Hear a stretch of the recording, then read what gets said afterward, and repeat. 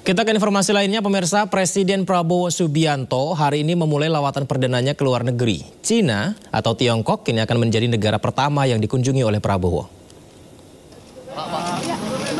Presiden Prabowo menginformasikan ia akan menyambangi sejumlah negara, diantaranya Tiongkok, Amerika Serikat, dan Inggris dalam lawatannya selama 16 hari. Ya, Cina menjadi negara pertama yang disambangi setelah Presiden menerima undangan dari Presiden Xi Jinping. Presiden Prabowo juga akan menghadiri acara KTT APEC di Peru, G20 di Brazil, dan KTT G7 di Kanada. Selama Presiden Prabowo Subianto berada di luar negeri, tampuk kepemimpinan dipegang oleh Wapres Gibran Rakabuming Raka. Presiden Prabowo Subianto juga sudah memberikan instruksi kepada Wapres dan Kabinet Merah Putih selama dirinya berada di luar negeri.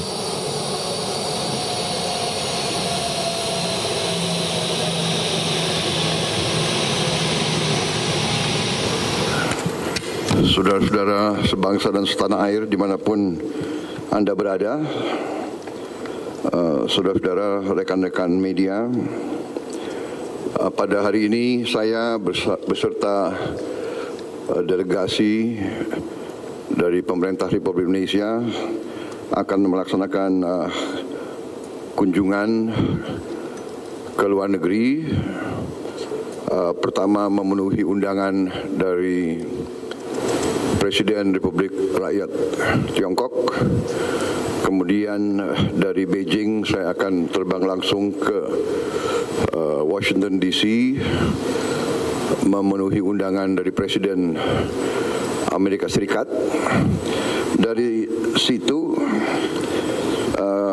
saya akan hadiri KTT APEC di Peru, di Lima, Peru, dan dari Peru hadir KTT G20 di Brazil. Dan dari Brazil saya akan terbang langsung memenuhi undangan dari Perdana Menteri Kerajaan Inggris. Untuk membahas lawatan kenegaraan perdana Presiden Prabowo ke luar negeri telah bergabung lewat sambungan Zoom pengamat hubungan internasional Profesor Hikmahanto Juwana. Selamat malam, Assalamualaikum Prof, apa kabar? Waalaikumsalam, selamat malam Mas Yudi, kabar sehat? Baik, terima kasih sudah bergabung di Sindo Prime. Prof, tentang kunjungan Presiden Prabowo, ini yang perdana ya Prof ya. Apakah ini menjadi tolak ukur awal bagi Presiden Prabowo dalam menunjukkan citra karakternya ke dunia internasional dalam kunjungan perdana ini Prof? Menurut saya iya, jadi menunjukkan karakter bahwa beliau ingin engage dengan isu-isu internasional. Dan beliau sebagaimana sudah menyampaikan di pidato pelantikan di MPR bahwa ingin memunculkan Indonesia sebagai negara yang besar. Negara yang besar berarti harus bergaul juga dengan negara-negara yang besar. Kalau kita lihat kunjungan presiden-presiden Indonesia sebelumnya setelah pelantikan biasanya pergi ke negara-negara ASEAN.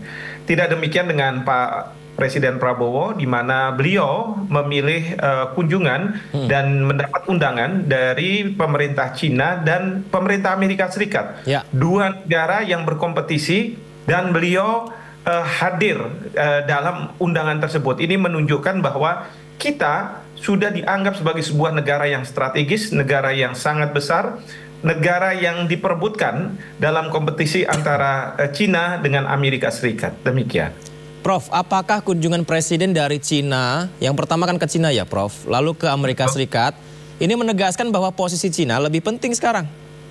Tidak sama sekali tidak. Tidak ya? Dan pandangan saya ini masalah rute saja, karena tidak mungkin kalau misalnya Presiden Prabowo menganggap Amerika Serikat penting lalu berangkat ke Amerika Serikat lalu kemudian baru ke Cina. Padahal dari Amerika Serikat kan mau ke Peru, ya. Peru dan Brazil itu kan dekat dengan Amerika Serikat jaraknya. Jadi ini lebih karena masalah rute saja, di mana beliau ke Cina, ke Tiongkok, lalu kemudian pergi ke Washington DC, kemudian ke Peru dan kemudian Brazil, dan kembalinya ke London, dan beliau juga mengatakan bahwa mungkin ada negara-negara di Timur Tengah yang beliau akan kunjungi.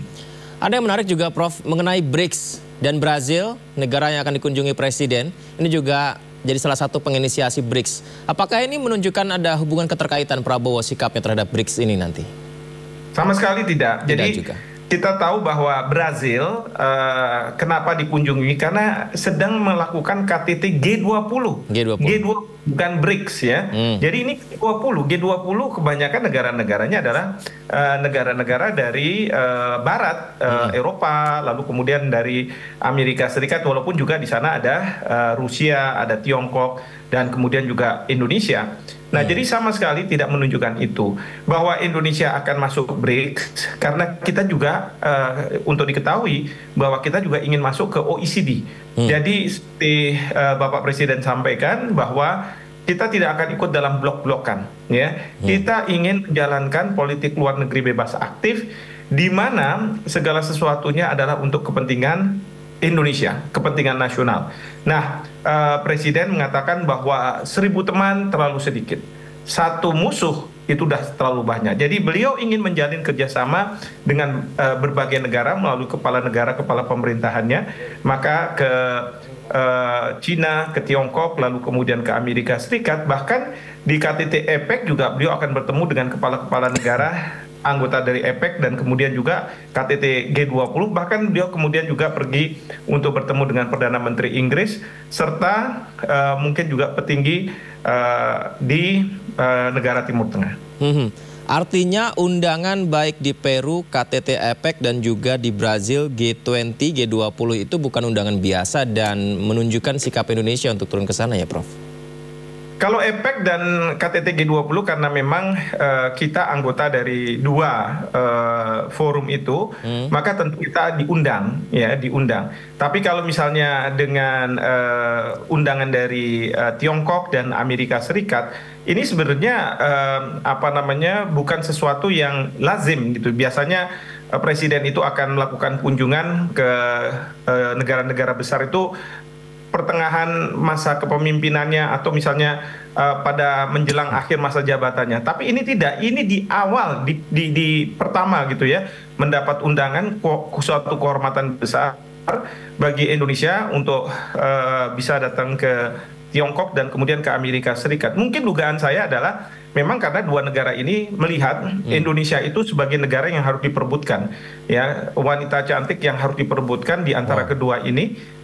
Sehingga kita tahu bahwa kita memiliki nilai strategis dan Pak Prabowo tahu betul, sehingga beliau ingin memainkan peran bahwa kita memiliki nilai strategis ini harus bisa memberikan kesejahteraan bagi rakyat kita. Nah, ini nanti kita harus melihat bagaimana kecerdasan Pak Prabowo sebagai presiden memainkan diplomasi, ya, sehingga betul-betul mendapatkan keuntungan dari hubungan dengan negara-negara besar yang saling berkompetisi. Kalau analoginya wanita cantik yang diperebutkan, kita kan sebagai pria melihat nih wanita arahnya kemana, seleranya seperti apa. Jangan-jangan juga banyak negara yang saat ini sedang menilai Presiden Prabowo sikap terhadap dunia internasional seperti apa ya? Apakah berbeda dengan pemerintahan sebelumnya atau sekarang ada warna baru ya? Bisa juga begitu ya, Prof?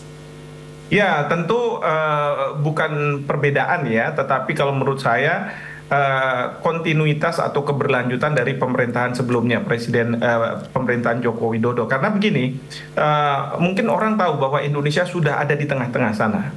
Presiden Joko Widodo sudah membawa Indonesia berada di tengah-tengah negara-negara besar. Bahkan beliau sangat akrab dengan pejabat-pejabat tinggi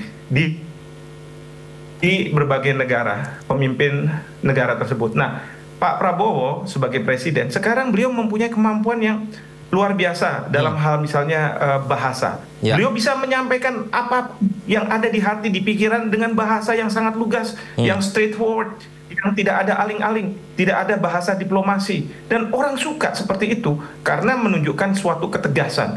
Nah, ini yang kontinuitas. Dan kedua, Presiden Prabowo ini kan masa kecilnya beliau pernah di luar negeri. Jadi mereka menganggap mereka ini adalah teman-teman beliau. Tidak ada yang merasa minder gitu ya. Beliau tidak akan merasa minder dan lain sebagainya.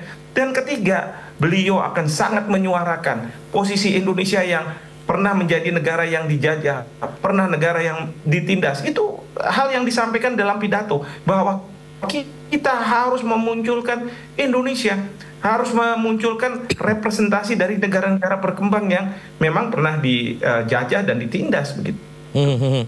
Kalau nggak salah Presiden Prabowo itu menguasai 5 bahasa ya Prof ya, Inggris, Jerman, Prancis, dan Belanda ya, luar biasa termasuk Indonesia pastinya ya. Baik, Prof, ini kalau bicara soal posisi Indonesia terhadap Timur Tengah nih Prof, karena Presiden Prabowo juga dalam pidatonya ketika di Bandara Lanut Halim bilang akan datang ke sejumlah negara Timur Tengah. Nah ini langkah Indonesia, peran Indonesia seperti apa dalam situasi sulit di sana Prof? Ya, kalau kita bicara soal Timur Tengah, saya yakin Presiden Prabowo akan bicara masalah ini dengan pemimpin Cina, Presiden Xi Jinping, kemudian juga Presiden Joe Biden, bahkan dengan Presiden terpilih Amerika Serikat Donald Trump. Jadi ini masalah yang saya katakan tadi, bahwa Presiden Prabowo ingin lebih engage dengan masalah-masalah internasional. Beliau mungkin punya pikiran-pikiran besar yang harus beliau sampaikan kepada pemimpin-pemimpin dunia. Prinsipnya adalah Indonesia kita akan berpihak tidak pada negara-negara yang besar itu, tetapi kita akan berpihak pada perdamaian. Dan kedua adalah keberpihakan kita adalah pada kemanusiaan. Jadi inilah yang akan dibawa oleh Presiden Prabowo ketika beliau berkunjung di 2 negara ini. Bahkan dalam pidato mungkin ya KTT APEC maupun KTT G20 beliau akan membicarakan masalah ini. Beliau akan mengatakan bahwa kalau perang terus berlangsung, bagaimana pertumbuhan ekonomi dunia itu akan terjadi? Tidak mungkin. Jadi kita harus menyelesaikan perang ini. Bahkan di Inggris juga akan membicara masalah ini, dan demikian juga di Timur Tengah, apalagi di Timur Tengah yang memang dekat dengan Gaza begitu ya. Jadi beliau akan menyampaikan misi-misi kemanusiaan. Beliau mungkin akan memperbesar satuan TNI di bidang kesehatan di Gaza untuk membantu para korban. Nah, ini yang menunjukkan bahwa seorang negarawan besar adalah seperti ini, yang merepresentasikan negara besar seperti Indonesia. Jadi tidak ada malu memikirkan mengenai masalah ada tidak anggaran dan sebagainya. Seperti itu.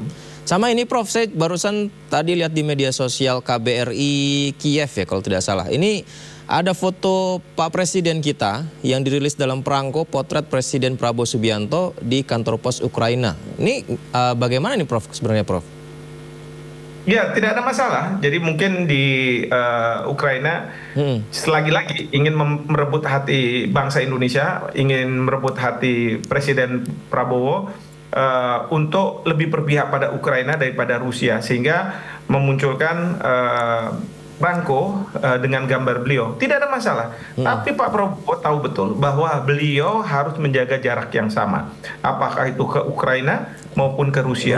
Apakah ke negara NATO atau ke negara-negara yang ada di belakang Rusia, seperti itu. Itu gimana sih Prof kalau sebagai negara yang baik ketika melihat atau berhubungan baik dengan negara lain tapi ternyata berkonflik dengan negara yang lain seperti persoalannya Ukraina Rusia misalkan, atau Israel dengan Libanon, kemudian Palestina. Ini kita sebagai negara yang baik seperti apa menyikapi hal tersebut ya?